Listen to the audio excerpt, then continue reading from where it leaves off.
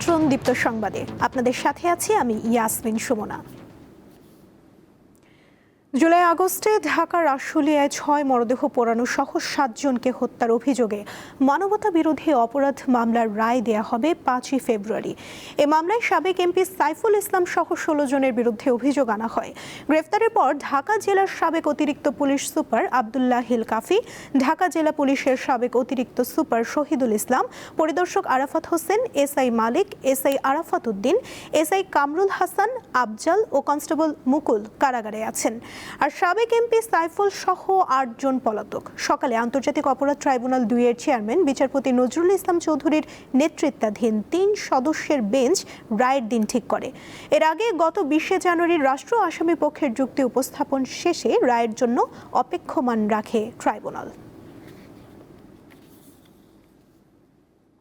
ত্রয়োদশ জাতীয় সংসদ নির্বাচনে অংশ নিতে পারবেন না কুমিল্লা 4 আসনে বিএনপি মনোনীত প্রার্থী মঞ্জুরুল আহসান মুন্সি। তার আপিল করার অনুমতি চেয়ে করা আবেদন খারিজ করে দিয়েছে সুপ্রিম কোর্টের আপিল বিভাগ। হাইকোর্টের পর প্রার্থিতা ফিরে পেতে সর্বোচ্চ আদালতে আবেদন করেন মঞ্জুরুল আহসান। শুনানি শেষে প্রধান বিচারপতি জুবায়ের রহমান চৌধুরীর নেতৃত্বাধীন 5 বিচারপতির বেঞ্চ সকালে তার আবেদন খারিজ করে দেয়। আসনটিতে জাতীয় নাগরিক পার্টি এনসিপির প্রার্থী হাসনাত আব্দুল্লাহ। এর আগে মঞ্জুরুল আহসানের মনোনয়নপত্র বাছাইয়ের বৈধ ঘোষণা করেন সংশ্লিষ্ট রিটার্নিং কর্মকর্তা। এই সিদ্ধান্তের বিরুদ্ধে নির্বাচন কমিশনে আপিল করেন এনসিপির প্রার্থী হাসনাত আব্দুল্লাহ। আপিলে তিনি অভিযোগ করেন বিএনপির প্রার্থী ঋণ খেলাপি হওয়ার তথ্য গোপন করে মনোনয়নপত্র দাখিল করেছেন।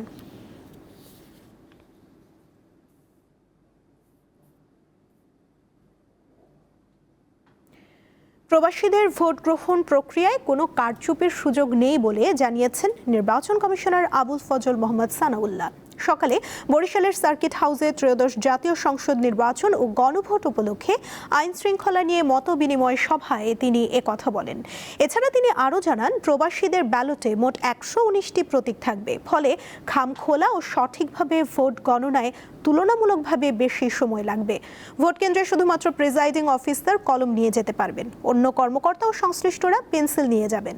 ভোট চলাকালীন সময় প্রতি আসনে 10 জন করে ম্যাজিস্ট্রেট দায়িত্ব পালন করবেন বলেও জানান তিনি।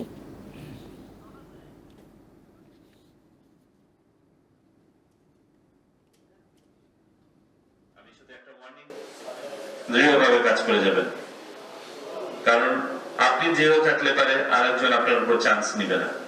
তার মানে এই নয় যে আমরা সবখানে শুধু বল প্রয়োগ করবো না, আমরা মধ্যপন্থা অবলম্বন করব, আমরা গ্র্যাজুয়াল রেসপন্সে যাব, কিন্তু এট দ্য সেম টাইম আমরা কোনো নমনীয়তা দেখাবো না যেখানে দুষ্টামি হচ্ছে।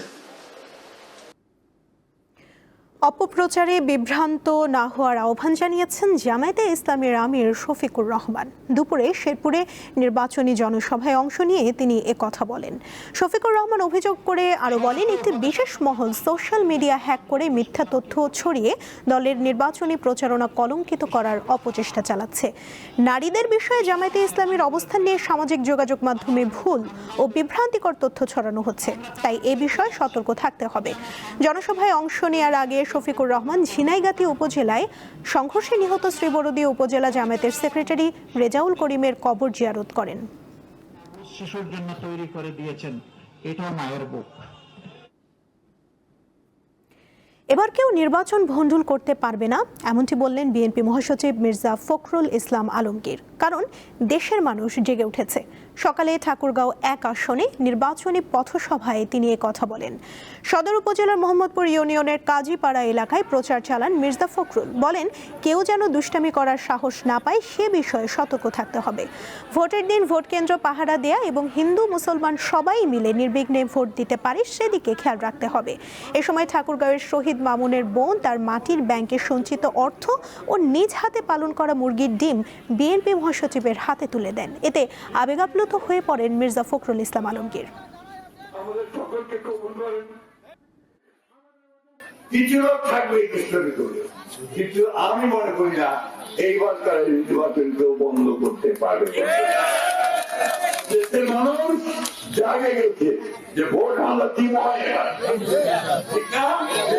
এইবার ভোট দিব আমরা, সেটা সবাই কেউ ঠেকাতে পারবে না। বিএনপির চেয়ারম্যান তারেক রহমান দীর্ঘ ২২ বছর পর কাল খুলনায় যাচ্ছেন। সকাল 10টায় খালিশপুর প্রভাতী স্কুল মাঠে নির্বাচনী জনসভায় ভাষণ দেবেন তিনি। তারেক রহমানের সফর ঘিরে ব্যাপক প্রস্তুতি নিচ্ছেন বিএনপির নেতাকর্মীরা। এরই মধ্যে সমাবেশ স্থলের আয়োজন প্রায় শেষ করা হয়েছে। বিএনপি চেয়ারম্যানের সফর উপলক্ষে কয়েক স্তরের নিরাপত্তা থাকবে বলে জানিয়েছে আইন শৃঙ্খলা রক্ষাকারী বাহিনী।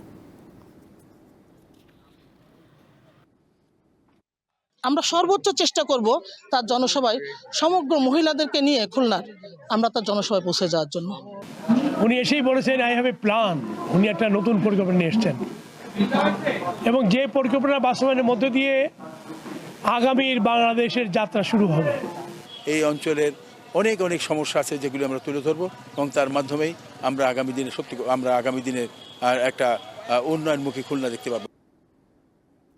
ঢাকা উত্তর সিটি কর্পোরেশনের প্রশাসক মোহাম্মদ এজাজের দেশ ত্যাগে নিষেধাজ্ঞা দিয়েছে আদালত। দুদকের আবেদনের পরিপ্রেক্ষিতে রোববার ঢাকার মেট্রোপলিটন সিনিয়র স্পেশাল জজ সাব্বির ফয়েজ এই আদেশ দেন। দুদকের পক্ষে সংস্থার সহকারী পরিচালক আশিকুর রহমান দেশ ত্যাগে নিষেধাজ্ঞা চেয়ে আবেদন করেন। আবেদনে বলা হয়, মোহাম্মদ এজাজের বিরুদ্ধে ক্ষমতার অপব্যবহার করে নানাবিধ অনিয়ম, দুর্নীতি ও ঘুষ গ্রহণের অভিযোগের অনুসন্ধান চলছে। ঢাকা উত্তর সিটি কর্পোরেশনের অধীনস্থ মিরপুর গাবতলী পশুরহাট ইজারা, ই রিকশা প্রকল্প, বনানী কাঁচাবাজারের দোকান বরাদ্দ, ফুটপাতে দোকান বরাদ্দ সহ ঢাকা উত্তর সিটি কর্পোরেশনের স্বার্থ সংশ্লিষ্ট অন্যান্য নানা বিষয়ে তার বিরুদ্ধে অভিযোগ রয়েছে। দেশের বাজারে কমল জ্বালানি তেলের দাম, যা আজ থেকে কার্যকর হয়েছে। এর ফলে নতুন দামে বিক্রি হবে পেট্রোল, অকটেন, ডিজেল ও কেরোসিন। শনিবার রাতে বিদ্যুৎ, জ্বালানি ও খনিজ সম্পদ মন্ত্রণালয়ের জারি করা প্রজ্ঞাপনে এ তথ্য জানানো হয়। প্রজ্ঞাপন অনুযায়ী প্রতি লিটার ডিজেলের দাম ১০২ টাকা থেকে কমিয়ে ১০০ টাকা করা হয়েছে। কেরোসিনের দাম ১১৪ টাকা থেকে কমিয়ে ১১২ টাকা, পেট্রোলের দাম প্রতি লিটার ১১৮ টাকা থেকে কমিয়ে ১১৬, আর অকটেনের দাম ১২২ টাকা থেকে কমিয়ে ১২০ টাকা করা হয়েছে।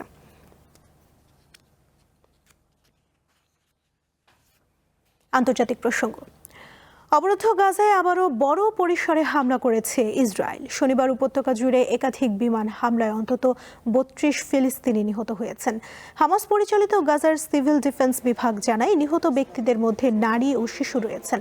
এছাড়া খান ইউনিস শহরে বাস্তুচ্যুত ফিলিস্তিনিদের তাঁবুতে হেলিকপ্টার থেকে গুলি ছোড়ে নেতানিয়াহু বাহিনী। এটিকে দ্বিতীয় পর্যায়ের যুদ্ধবিরতি শুরুর পর সবচেয়ে বড় হামলা বলছেন ফিলিস্তিনিরা। হামলার ঘটনায় নিন্দা জানিয়ে যুক্তরাষ্ট্রকে অবিলম্বে পদক্ষেপ নেওয়ার আহ্বান জানিয়েছে হামাস। এদিকে গাজায় নিজেদের নৃশংস হামলায় প্রায় ৭০,০০০ ফিলিস্তিনি নিহত হওয়ার কথা প্রথমবারের মতো স্বীকার করেছে ইসরায়েল। দেশটির এক জ্যেষ্ঠ নিরাপত্তা কর্মকর্তা একথা বলেন। তবে এতে নিখোঁজ ফিলিস্তিনিদের ধরা হয়নি।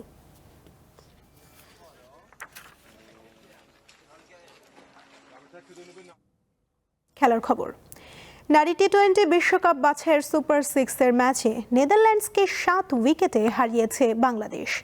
আগে এই টি-20 বিশ্বকাপের চূড়ান্ত পর্ব নিশ্চিত করে ফেলা বাংলাদেশ নারী দল আজ নেমেছিল বাছাইয়ে নিজেদের শেষ ম্যাচে। প্রথম ব্যাট করে নেদারল্যান্ডস করে 6 উইকেটে 102 রান। বাংলাদেশ 20 বল হাতে রেখে 3 উইকেট হারিয়ে লক্ষ্যে পৌঁছে যায়। অধিনায়ক নিগার সুলতানা 50 রান করে অপরাজিত থাকেন। 2026 আইসিসি নারী টি-20 বিশ্বকাপ বাছাইয়ে বাংলাদেশ 7 ম্যাচ খেলে 7টিতেই জিতল। নেদারল্যান্ডস জিতেছে 5টিতে। আগামী জুনে ইংল্যান্ডে হতে যাওয়া বিশ্বকাপে বাংলাদেশ ও নেদারল্যান্ডসের পাশাপাশি আয়ারল্যান্ড এরই মধ্যে জায়গা নিশ্চিত করেছে। এ ছিল এখনকার মতো। পরবর্তী সংবাদ বিকেল 5টায় দেখার আমন্ত্রণ রইল। এছাড়া আরও তথ্য পেতে যুক্ত থাকুন দীপ্ত ডিজিটাল প্ল্যাটফর্মের সাথে। ধন্যবাদ সবাইকে।